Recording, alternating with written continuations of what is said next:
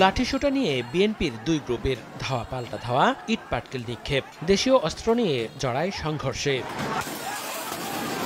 গাজীপুরের টঙ্গীতে ঝুট ব্যবসার নিয়ন্ত্রণ নিয়ে সংঘর্ষে জড়ায় বিএনপির দুপক্ষ। ২৭ শরীফ মার্কেট এলাকায় মাস্কট গ্রুপের ঝুট নিয়ে ঘটনার সূত্রপাত।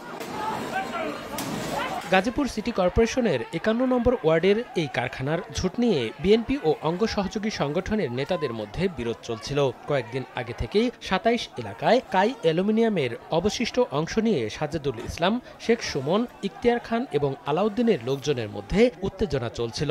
এর জেরে শনিবার সকালে দুই দলের লোকজনের মধ্যে সংঘর্ষ হয়। এ সময় ভাঙচুর করা হয় বেশ কয়েকটি অটোরিকশা।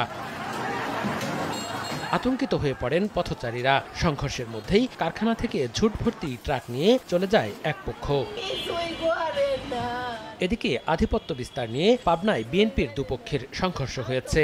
এ ঘটনায় নিহত হয়েছেন একজন, আহত হয়েছেন দুপক্ষের অন্তত ১০ জন। পুলিশ জানায় সদর উপজেলার হেমায়েতপুর ইউনিয়নের সাবেক চেয়ারম্যান ও জেলা বিএনপির সদস্য মুমতাজ আলীর সঙ্গে ইউনিয়ন বিএনপির সাবেক সাধারণ সম্পাদক আবুল হাশেমের বিরোধ চলছিল। এর জেরে সংঘর্ষ হয় দু গ্রুপের মধ্যে। মনিরুজ্জামান প্রান্ত, সময় সংবাদ।